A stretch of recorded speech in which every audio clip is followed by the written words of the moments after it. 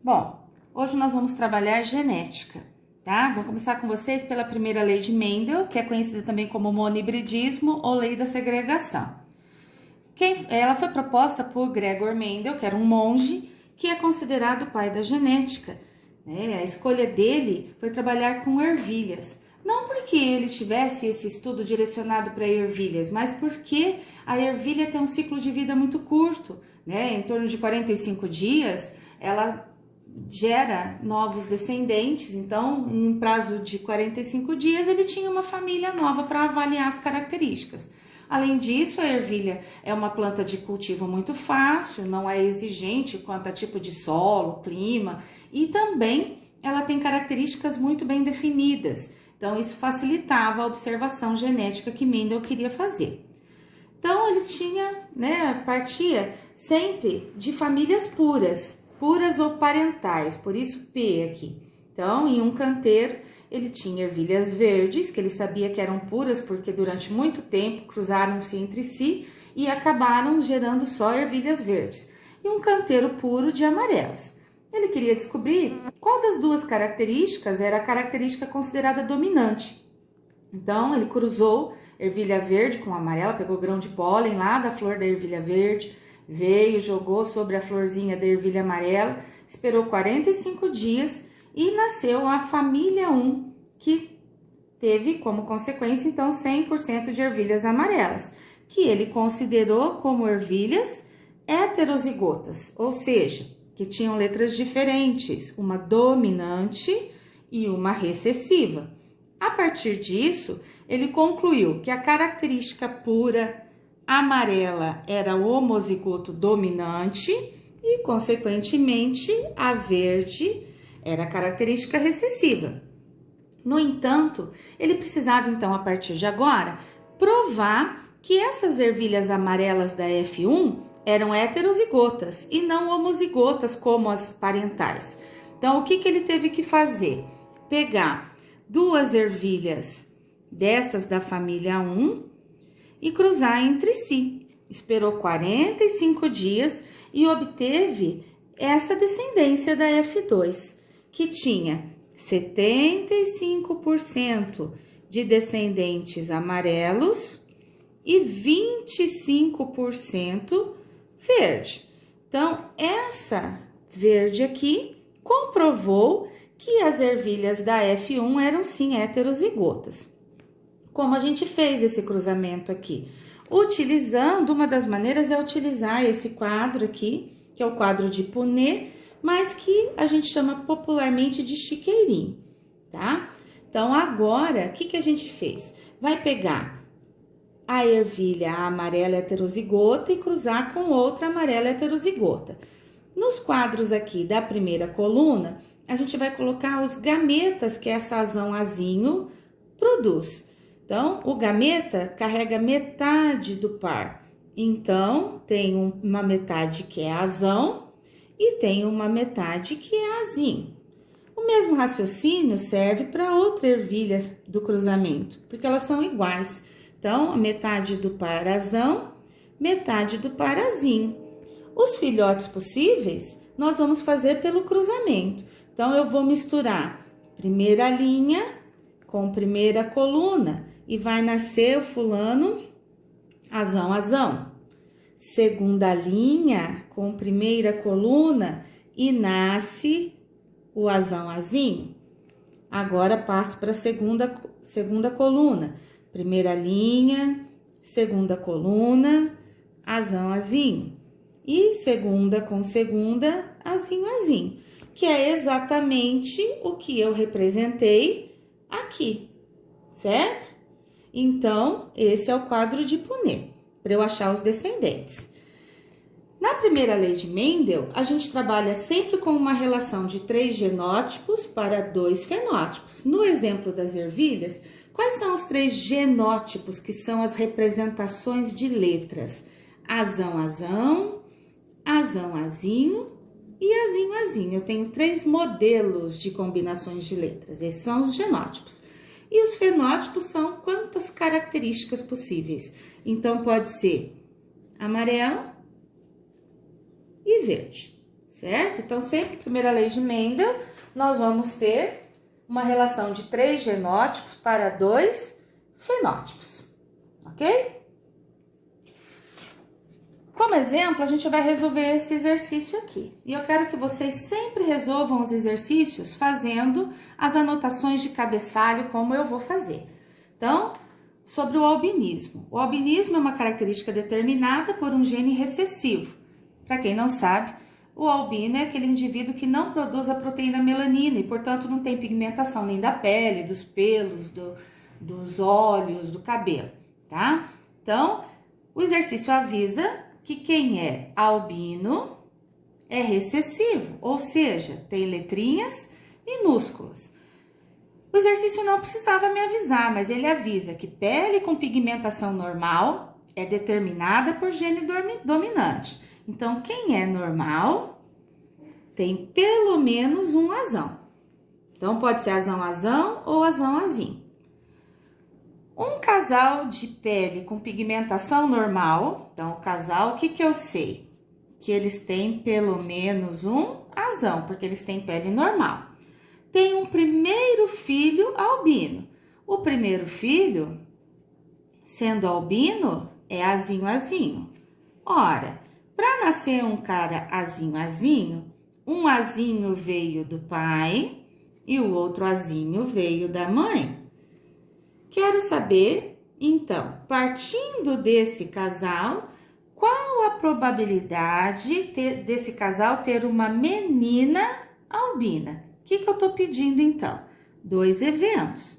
Probabilidade, regra do E. Quero que seja menina e albina. Qual é a probabilidade de nascer uma menina a partir de uma gestação? Sempre vai ser 1 sobre 2.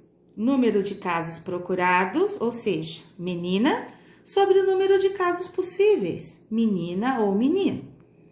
Regra do E, eu vou multiplicar. E agora eu tenho que achar a probabilidade de nascer azinho-azinho. Vou fazer o cruzamento. Então, venho para o quadro de Punnett. O casal é azão-azinho. Então, eu coloco aqui. Quais são os gametas que a mulher aqui vai produzir? Azão e azinho. Aqui, mesma coisa. Azão e azinho. Agora, eu junto. Aqui. Aqui. E aqui. O que eu tô procurando? Chance de ser albino. Então, é 1 a cada 4 que nascem. Venho aqui e substituo 1/4. Probabilidade final, então, 1/8. Resposta final do meu exercício. A probabilidade do casal ter uma criança que seja do sexo feminino e albina, certo? Então, esse é um exercício típico de primeira lei de Mendel. Ainda na primeira lei de Mendel, a gente tem 2 situações que são chamadas de dominância incompleta e de codominância. Dominância incompleta, os alelos, eles não têm um que manda mais que o outro, como lá no albinismo, por exemplo. Então, a gente vai trabalhar normalmente com letras maiúsculas, né? E os alelos mandam na mesma intensidade. Na dominância incompleta, a gente usa muito o exemplo da flor maravilha, certo? Que pode ter 3 fenótipos diferentes. Pode ter flor branca, flor vermelha e a flor rosa. A flor branca é homozigota, então é pura, bezão-bezão. A flor vermelha também é homozigota, pura. A rosa é a mistura dos dois. Quando a gente faz lá na aula de arte a mistura de tinta branca com tinta vermelha, a gente produz a tinta rosa. Aqui é a mesma coisa. Homozigoto com homozigoto deu um heterozigoto, que criou um terceiro fenótipo. E aqui eu não consigo enxergar onde é que está o pedaço branco e onde está o pedaço vermelho. Virou uma terceira cor, tá? Por isso a gente chama de dominância incompleta. Observem que nesse caso são 3 fenótipos para 3 genótipos. Na codominância, de novo eu tenho 2 alelos que mandam do mesmo jeito, só que eles aparecem os dois. Um exemplo primeiro que a professora colocou aqui é um sistema de sangue chamado MN, que na prática a gente não usa, mas ele também tem como classificar os nossos tipos sanguíneos. Então, há 3 tipos sanguíneos de acordo com o sistema MN. Sangue tipo M, tipo N e tipo MN. O tipo M é homozigoto, o N também é homozigoto e o MN tem hemácias dos 2 modelos. Mais daqui para frente, mais daqui um pouquinho, a gente vai estudar o sistema BO. E no sistema BO, o sangue AB é um exemplo de codominância também. O indivíduo que tem sangue AB, ele tem hemácias do tipo A e hemácias do tipo B, tá? De alguma forma, o exercício tem que avisar para vocês qual é a herança que está sendo trabalhada, tá? Não é assim que tem que adivinhar ou saber todas as heranças de cor. Ele vai avisar, tá? Então, por isso que a interpretação textual é tão importante aqui na genética.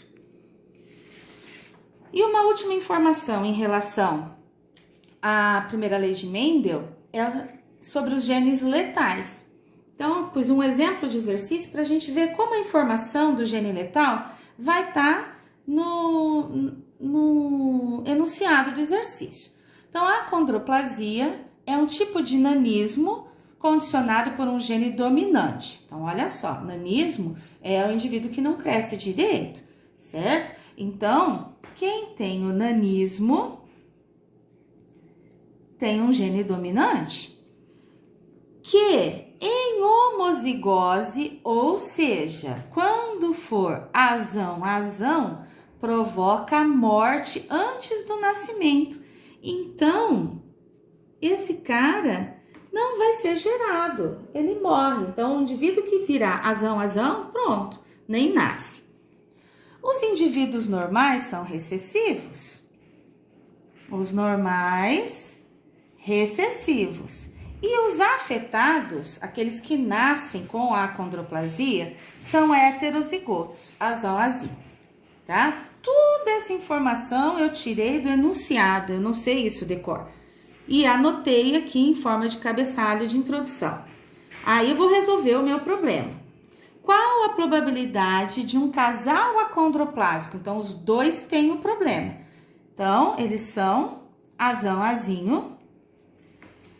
Ter uma criança do sexo masculino, então eu quero que seja menino, e normal para acondroplasia, que quem é normal é azinho.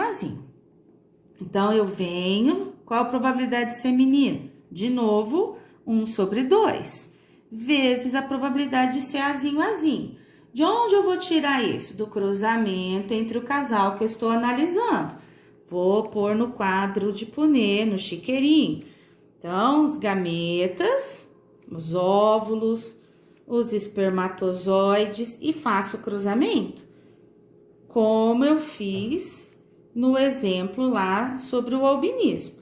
No entanto, a minha leitura aqui vai ser um pouquinho diferente. Quantos nasceram azinho? 1. Só que 1 a cada quantos? A cada 3 agora. Por que 3 e não 4? Lembra que o exercício me avisou que o azão morre, portanto, eu não posso contá-lo no nascimento. Então, a minha resposta para o azinho vai ser de 1 a cada 3, porque o azão eu não contei. O azão eu não contei. Então, o meu resultado final desse exercício vai ser 1/6, por conta de não ter contado o gene letal, ok?